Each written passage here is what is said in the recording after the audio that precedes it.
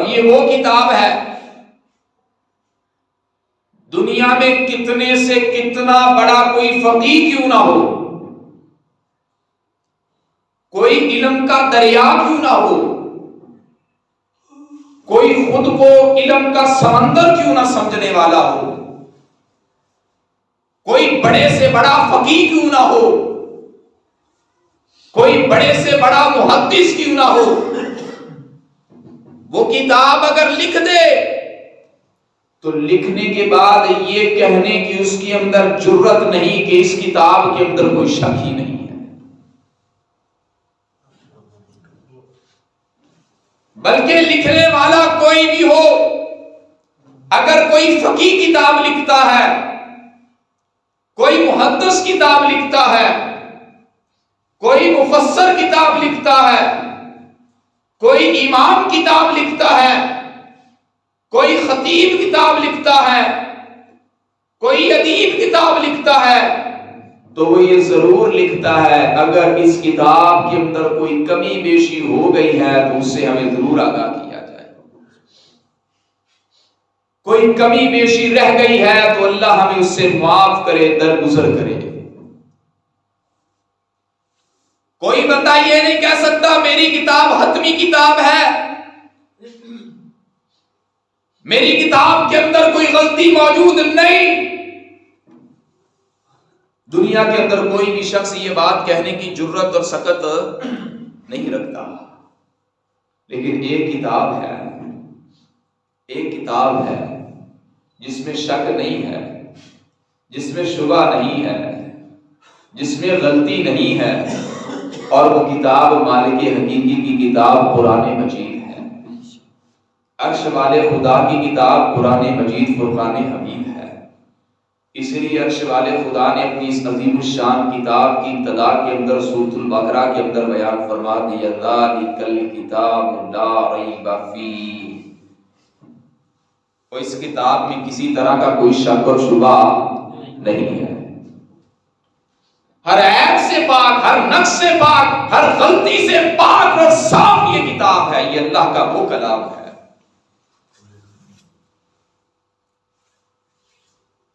اور اس اللہ کے کلام کے اندر بڑے لوگ نکلے اس کو ختم کرنے کے لیے، نعوذ باللہ اس قرآن کے نسخوں کو جلایا بھی گیا، اس کے بارے میں فتویٰ بھی علماء سے لینے کے لیے کوشش کی گئی کہ کہو یہ اللہ کا کلام نہیں، یہ تو مخلوق ہے،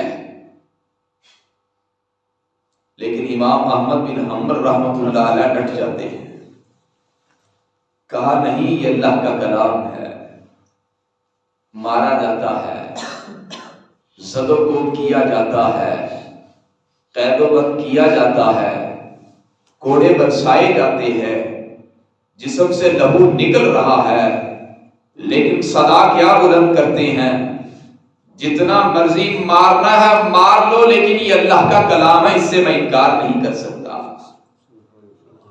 حق بات کی صدا کو بلند کر دیا کہ حق بات پہ کٹتی ہے تو کٹ جائے صبح میری، اظہار تو کر دے گا ٹپکے گا جو لہو میرا۔ اتنا مارا گیا، جسم سے خون نکل رہا ہے، لیکن امام احمد بن حنبل ڈٹ گئے ہیں، کہا کٹنا گوارا ہے، مرنا گوارا ہے، لیکن قرآن کے بارے میں کسی طرح کی تبدیلی کرنا گوارا نہیں ہے، یہ اللہ کا کلام ہے۔ دیگر بھی اللہ کی جو کتابیں نازل ہوئی ہیں، تورات بھی اللہ کی کتاب ہے، انجیل بھی اللہ کی کتاب ہے، زبور بھی اللہ کی کتاب ہے، جو اللہ نے صحائف انبیاء پہ نازل کیے وہ بھی اللہ کی کتابیں ہیں، لیکن ان تمام کتابوں کے اندر تحریف ہو گئی ہے، تبدیلی ہو گئی ہے، وہ اپنی اصل حالت اور شکل میں موجود نہیں ہے۔ زبور بدل گئی،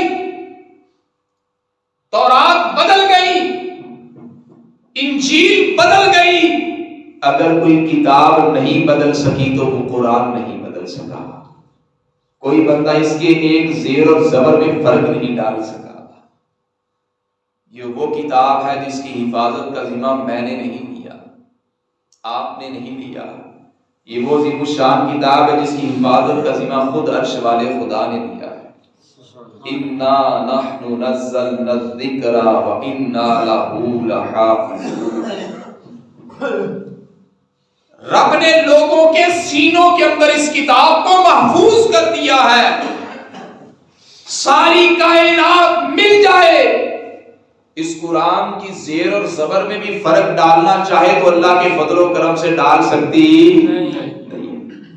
یہ وہ عظیم الشان کتاب ہے کہ جس کی حفاظت کا ذمہ رب نے لیا اور لوگوں کے سینوں کے اندر اس قرآن کو محفوظ کر دیا ہے.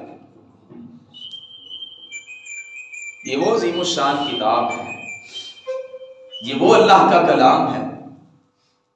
اور کون سا یہ کلام ہے؟ ہدی للمتقین، ہدی للمتقین، ہدی للمتقین. متقین کے لیے ہدایت بن کے آئی ہے یہ کتاب.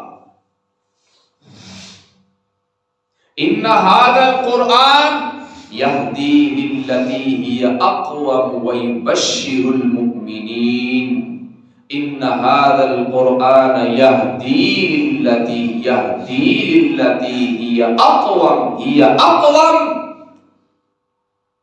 یہ قرآن وہ کتاب ہے جو سیدھا راستہ دکھانے والی ہے, لوگوں کو سیدھا راستہ بتانے والی ہے.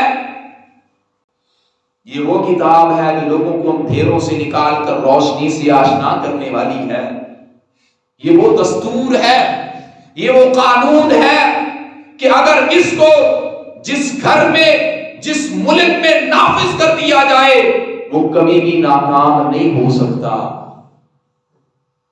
اگر ہم اپنی زندگی پہ اس قرآن کو نافذ کر لیں, حقیقی بات ہماری دنیا بھی سنور جائے گی, ہماری آخرت بھی سنور جائے گی. اپنے گھروں میں نافذ کر لیں, اپنے علاقوں میں نافذ کر لیں, شہروں میں نافذ کر لیں, اس کے قوانین کو اپنا لیں, اس کے اوپر عمل کرنا شروع کر دیں, دنیا کی ساری طاقتیں مل کر بھی ہمارا مقابلہ نہیں کر سکتی اللہ کے فضل و کرم سے. ہر اصول بتا دیا ہے, ہر قاعدہ بتا دیا ہے, ہر ضابطہ بتا دیا ہے کہ دنیا کے اندر زندگی بسر کرنی ہے تو کن اصولوں کے ساتھ بسر کرنی ہے. ہر چیز کھول کھول کے قرآن نے بیان کر دی ہے. لیکن بدقسمتی یہ ہے کہ ہم نے اس قرآن کو صحیح معنوں میں پڑھا ہی نہیں. گورنمنٹ ہائی اسکول میں ورکشاپ کروا رہے ہیں, وہاں پہ کل صاحبال بورڈ کے چیئرمین صاحب تشریف لے کر آئے اور انہوں نے ایک واقعہ بھی سنا دیا. کہا قرآن کا ذوق تھا, ہمیں شوق تھا, ڈھونڈ رہے تھے ہمارے محلے کے اندر کوئی اچھا قرآن پڑھانے والا مل جائے. کہا پورے علاقے کے اندر کوئی ایک بندہ بھی نہیں ہمیں ملا جو صحیح قرآن پڑھانے والا. کراچی سے بتا رہے تھے کہ وہاں سے ایک بندہ ہمیں پتا چلا کہ قرآن کو ماشاءاللہ اچھا قاری ہے, اس سے ہم نے ریکویسٹ کی کہ وہ ہمیں قرآن پڑھا دیں, ہمارے بچوں کو قرآن پڑھا. ہم نے قرآن پڑھا ہے, پورا پڑھا ہے, سن لیں, اتنی غلطیاں آئیں گی, اتنی غلطیاں آئیں گی جس کا کوئی حساب نہیں. یہ ہمارا قرآن ہے. ہم تو ہوئے قرآن کا ترجمہ پڑھنا, قرآن کو سمجھنا, وہ تو اگلا سٹیپ, وہ تو بڑی دور کی بات ہے کہ ہم اس کا ترجمہ پڑھیں, اس کو سمجھیں. ہمیں تو قرآن اوپر سے دیکھ کر بھی پڑھنا نہیں آتا ہے. یہ ہماری صورتحال بنی ہوئی ہے. اور یہ ہدی للمتقین, متقین کے لیے ہدایت ہے, یہ سیدھا راستہ دکھانے والا ہے. یہ قرآن شفا ہے. لیکن شفا کس سے بنے بھائی؟ ہم نے تو قرآن پڑھنا نہیں ہے صحیح. اچھا اگر کسی نے پڑھا ہے تو اس نے قرآن صبح صبح پڑھنا نہیں, تلاوت ہی نہیں کرنی. اللہ تعالیٰ ہم سب کو قرآن پڑھنے کی توفیق عطا فرمائے. اللہ تعالیٰ قرآن سمجھنے کی بھی توفیق عطا فرمائے. لیکن الحمدللہ ایک کام جو ہوا ہے بڑا خوبصورت ہوا الحمدللہ, کہ سکولوں کے اندر باقاعدہ طور پہ اس کو بطور سلیبس شامل کر دیا گیا ہے. الحمدللہ پہلی سے لے کر 5ویں تک اللہ کے فضل و کرم سے پورا قرآن شامل کر دیا گیا. ناظرہ ابتدا پہلی سے ہوگی, جس میں نورانی قاعدہ ہوگا اور 4 صورتیں ہوں گی، اور پہلی سے لے کر 5ویں تک پورا قرآن الحمدللہ شامل کر دیا اللہ کے۔ بڑا اچھا قدم ہے گورنمنٹ کا، اور ہونا بھی چاہیے تھا۔ اور پھر اس کے ساتھ ساتھ 6 کلاس سے لے کر 6ٹھی کلاس سے لے کر 12ویں کلاس تک FA تک پورے قرآن کا ترجمہ شامل کر دیا گیا ہے۔ یہ پاکستان کی 70 سالہ تاریخ میں پہلی دفعہ ایسے ہونا جا رہا ہے، الحمدللہ۔ ہونا تو پہلے دن ہی چاہیے تھا نا، کہ سکولوں کے اندر پہلے دن قرآن کو شامل کر دیا جاتا ہے۔ آرٹیکل 31 جو تھا وہ یہی تو تھا، لیکن اس کے اوپر عمل نہیں کیا گیا۔ لیکن الحمدللہ اب اللہ کا شکر ہے، اللہ کا فضل ہے، اور انشاءاللہ امید ہے، بلکہ اب تو باقاعدہ طور پہ اساتذہ کو ٹریننگ دی جا رہی ہے، قرآن کس طرح بچوں کو انہوں نے پڑھانا ہے۔ اور حقیقی بات ٹریننگ کرواتے نا تو وہ اساتذہ بڑے خوش ہوتے ہیں، ٹھیک ہے نا، بہت ساری غلطیاں، بہت ساری کمیاں، کوتاہیاں، ٹھیک ہے نا، اور بڑی خوشی کا اظہار کرتے ہیں۔ وہ کہتے ہیں کہ یہ تو صرف مخصوص اساتذہ کے لیے نہیں، سب کے لیے ہونی چاہیے، یہ تو سب کے لیے ٹریننگ ہونی چاہیے، پوری قوم کے لیے ہونی چاہیے، سارے مسلمانوں کے لیے ہونی چاہیے، سب کو قرآن درست پڑھنا آنا چاہیے۔ وہ ہم مسلمان ہیں، ہم مسلمانوں کے گھر میں پیدا ہوئے ہیں، ہمارے تلفظ نہیں ٹھیک، ہماری ادائیگی نہیں ٹھیک۔ حقیقی بات آپ کئی جگہوں پہ جائیں گے، کئی تو ماشاءاللہ مولویوں کو بھی قرآن نہیں صحیح پڑھنا آتا، اور یہ حقیقی بات، بے شمار غلطیاں۔ قرآن کی تصحیح کیجئے، قرآن کو درست کیجئے، قرآن کو درست تلفظ اور ادائیگی کے ساتھ پڑھنا سیکھیے، پھر دیکھیے گا اللہ گھروں کے اندر اتنی برکتیں نازل کرے گا، اللہ معاملات کو بھی درست کر دے گا۔ وہ تلاوت تو کر کے دیکھیں۔ پھر اللہ نے فرمایا افلا یتدبرون افلا یتفکرون، قرآن پہ غور کیوں نہیں کرتے ہو، تدبر کیوں نہیں کرتے ہو، قرآن کو سمجھتے کیوں نہیں ہو؟ وَلَقَدْ يَسَّرْنَا الْقُرْآنَ لِلذِّكْرِ فَهَلْ مِن مُدَّكِرٍ، قرآن کو ہم نے آسان بنایا ہے، لیکن چونکہ ہم نے قرآن کے قریب جانا نہیں، ترجمہ بڑا اوکھا ہے، قرآن سمجھنا بڑا اوکھا ہے۔ کیوں اوکھا ہے؟ اب قرآن کے قریب تو آئیں گے نہیں، قرآن کو سمجھنے کی کوشش تو کریں گے نہیں، اوکھا اوکھا کہتے رہیں گے تو پھر قرآن کو کیسے سیکھیں گے بھائی؟ قرآن کو پڑھیے، قرآن کا ترجمہ پڑھیے، قرآن کو سمجھیے، قرآن کے اصولوں کے اوپر اپنی زندگی کو نچھاور کر دیں، اپنا عمل جو ہے وہ قرآن کے مطابق بنا لیجئے، انشاءاللہ اللہ بلندیاں دے گا، اللہ کامیابیاں دے گا۔ چونکہ رسول اللہ صلی اللہ علیہ وسلم کی حدیث ہے ان اللہ یرفع بہذا الکتاب اقواما، جن قوموں نے، جن بستیوں نے، جن علاقوں نے، جن قصبوں نے، جن دیہاتوں نے، جن شہروں نے، جن کالونیوں نے، جن ملکوں نے، وہاں کے لوگوں نے، اب جس قوم کے لوگوں نے اس قرآن کو بنا لیا، قرآن کے اوپر عمل کرنا شروع کر دیا، عرش والا خدا ایسی قوموں کو بلندیاں عطا کیا کرتا ہے۔ وَيَصَحُ بِآخَرِينَ، اور جس نے اس کی تعلیمات کو چھوڑ دیا، اس کے اوپر عمل نہ کیا، اس کو نہ سمجھا، مالک کائنات اس کو ذلیل اور رسوا کر دے گا۔ یُضِلُّ بِهِ کَثِیرًا وَیَهْدِی بِهِ کَثِیرًا۔